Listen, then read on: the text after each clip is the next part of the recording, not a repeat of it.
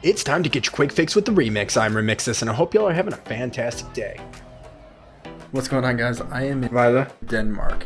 It's about 30 minutes away from Billund, which is where the first Legoland was built, and I'm going to be heading out there shortly. So before I go, I wanted to show you guys, I ended up getting the new Action Cam 4 from Osmo.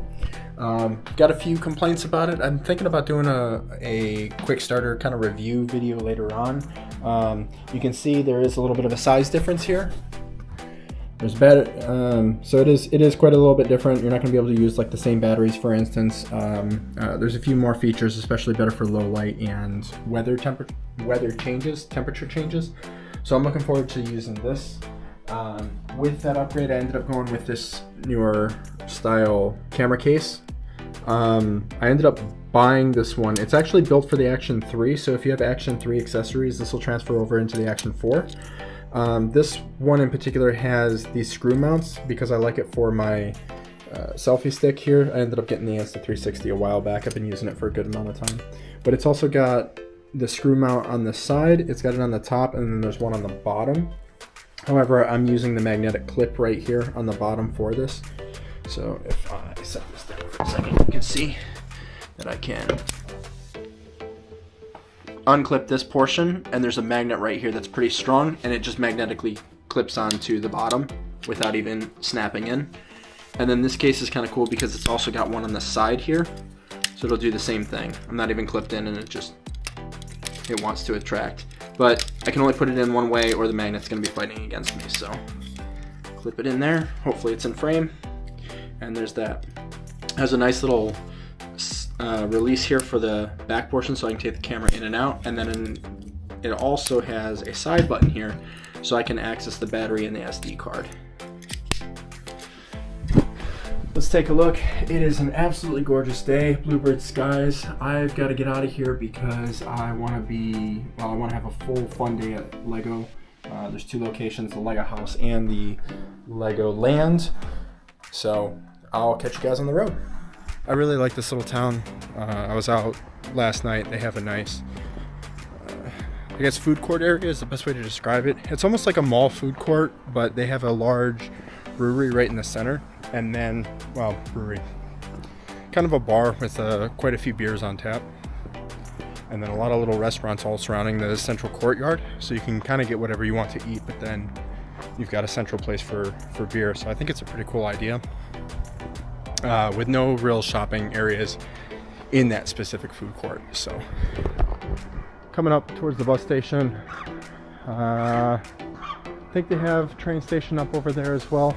This is the closest meeting point for anybody who's trying to go over to Legoland, so it provides a great hub for getting in and out. I like the river that runs right through. I was able to get a couple photos last night. We'll have to see how they turn out. Maybe I'll post them into this video. The update process was kind of annoying. So in order for you to use the camera, you have to sign in to DJI's app. And in order to do that, you have to download it. It wasn't available on the App Store. So you get signed into their app in order to use the phone, the camera.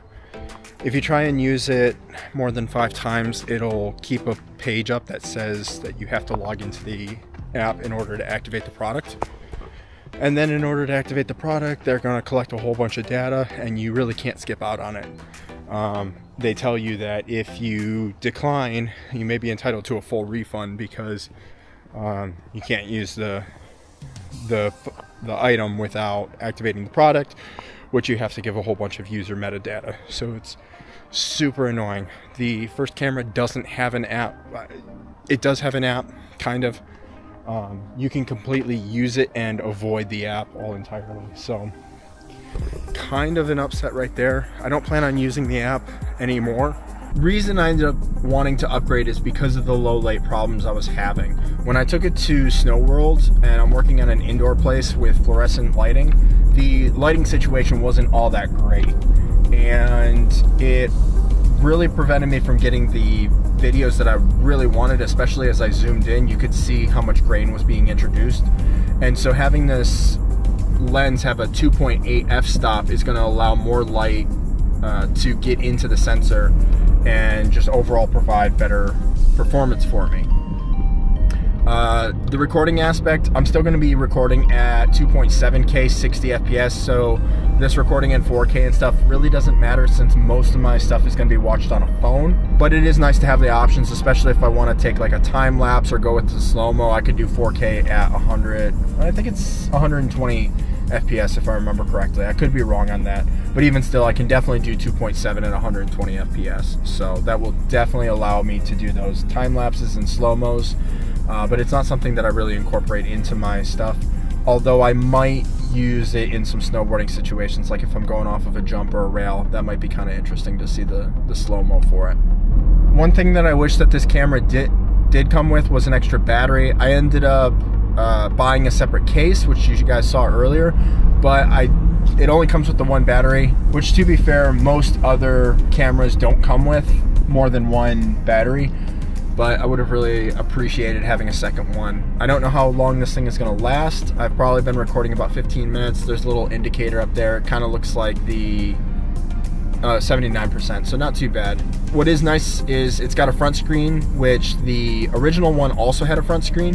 However, this front screen is also touchscreen, so it's nice. You can do things like manage your settings from the front screen without having to go back to the other side and then change your settings and then flip it back to the front screen. So we're headed off to the Lego house first because they're closed tomorrow. That way if there's something that I wanted to see in the morning before I leave, or spend a little bit more time here tomorrow, I can always do it. And stage. Pick a brick, and then you can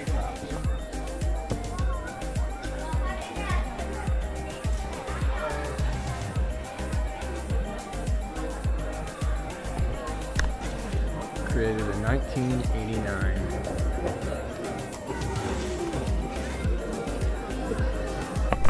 So one thing that's pretty cool is if they need to, they'll go ahead and create a new Lego piece like this one here. It looks like it's probably for Encanto.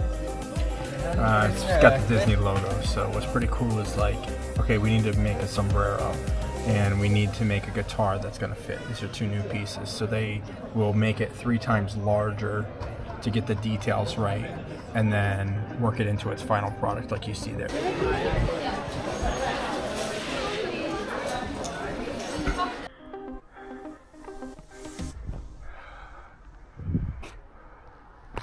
Beautiful up here.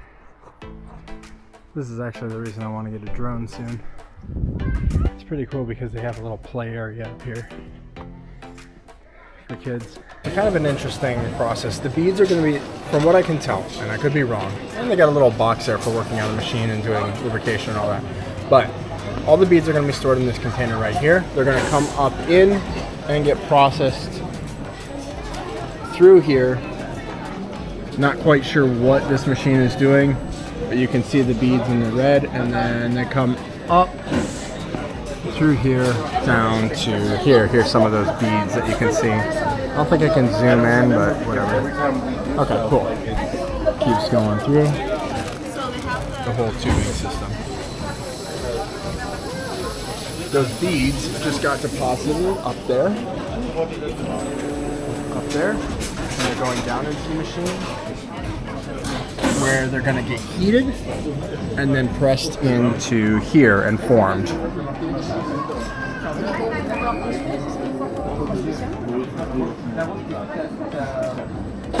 And the pieces just fell out, and then they get deposited, it looks like cut, cleaned, and deposited onto this tray down here. There's some fresh pieces that just dropped out, 4 of them. We're going to go to the other side now. Well, the other side is going to fold them up into that blue and then come and deposit them into here. There's a bag on a roll. Sorry. There's a bag on a roll over there.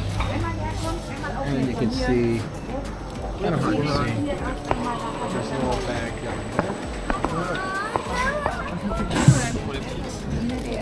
where they're going to get deposited once enough Lego pieces fall into. It's right in the center there, and the bag just got sealed, placed on the rack, comes over here for delivery,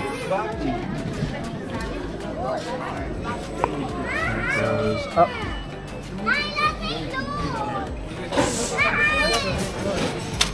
So this fresh one that just came out right here. 1, 2, 3, 4, 5, 6. Piece. This person wants a house, so I drop it down. Boom.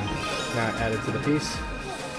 One shopping wall and all this kind of stuff, but they're gonna spread out.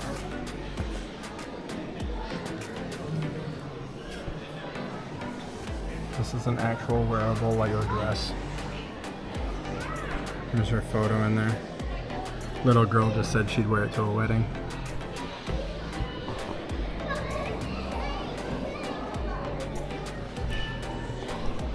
I stopped at a gas station and obviously got gas, but I went in and got a couple drinks, and my brother's really gonna appreciate this one. So back home we have a local gas station called Stewart's, and they have really good ice cream. They also have foods that are made fresh daily, so it's a pretty nice place to go in and get some gas station food.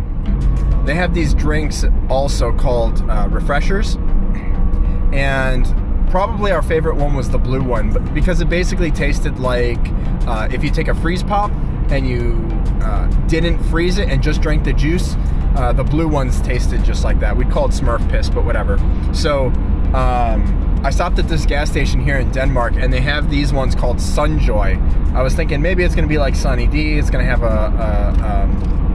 basically a Sunny D orange juice with raspberry or something like that, but no, it tastes exactly like a refresher. So bottoms up.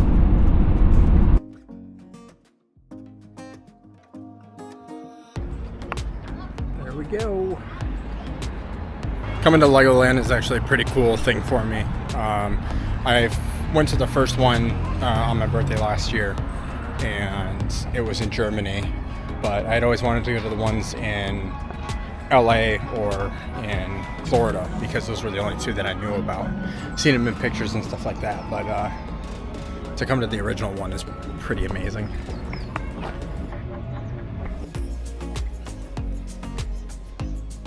Got it set up for October. So this is kind of cool. It's a little chair for kids and stuff, but I remember this set. At least I think I do. I could be wrong, but got a whole kind of aquarium going on.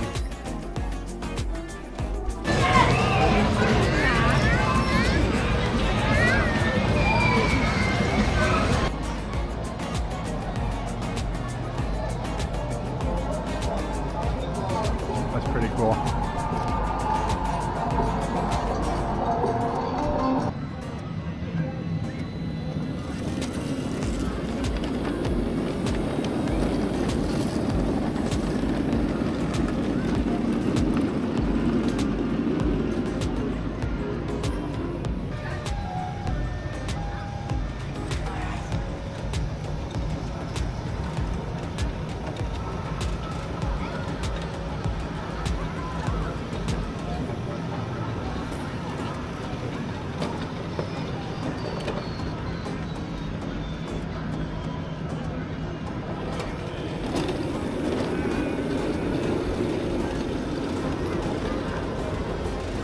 It looks, I'm hoping this comes out real nice. I was also able to recharge the camera in about, I think it was about an hour and a half, something like that. So, decent charging time. I just went ahead and put it in the charger and took a quick nap, and then, yeah, decent time.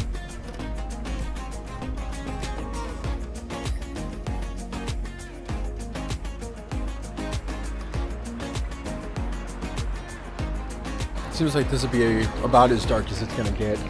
The sky it could get a little bit darker, but it seems like it's doing pretty good.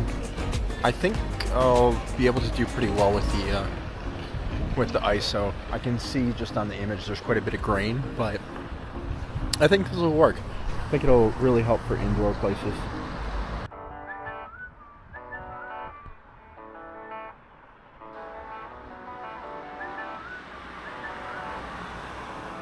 So after a full day of testing at Snow World, I was able to get about 74 minutes of recording. I did have one file corrupt, so I'm not exactly sure what happened there. And the temperature inside Snow World was sitting at about -5 Celsius. That's roughly 23 degrees Fahrenheit. I've gone ahead and ordered a second battery, but I think this camera setup is going to work really well. Hey, so I wanted to go ahead and finish this video off by talking about a few things I forgot to mention. So as I've been using this camera, I noticed that you can go ahead and look at your videos, but you can also set little timestamps for important moments. So that way when you're going back and editing, you've already got those timestamps so you know exactly what footage you want to go ahead and grab. Another thing that's pretty cool when it comes to compression is you can switch between HVAC and H.264. So I think that's kind of a pretty cool compression thing, especially if you guys are trying to always format in a specific style. With all the accessories that it does come with at its base package, you do get more than you would with something like the GoPros. So for instance, I mentioned about the case that I had went out and bought, but it also comes with a case. There's nothing too special about it. It's just got a little flip tab. You can open this and allow your camera to go right in. I really wish that a lot more companies would give you cases. The photos in the camera are pretty decent. I've only taken a couple of them at low light and I really like how they turned out. However, I would not use this as a primary camera. And finally, you can see what I have of how well it performed at Snow World. And while I have to say that I'm not super impressed with the low light quality, I am very content with the upgrade that I have. But to be fair, most action cams, whether it's a GoPro, whether it's a DJI or whatever, don't have the best of low light quality. So for what it is, it does a pretty decent job. It's going to be better than me trying to use my phone camera, even though my phone camera does excellent with low light for photography. So for what it is and the way I'm going to be using it, I think this is going to work really well, and I think it's going to let me make a little bit higher quality videos when I'm dealing with those low light conditions. Anyways, that about concludes it here. I really appreciate you guys watching, and if you like what I'm doing, keep subscribed for more content. As always, keep it real and keep it on remix.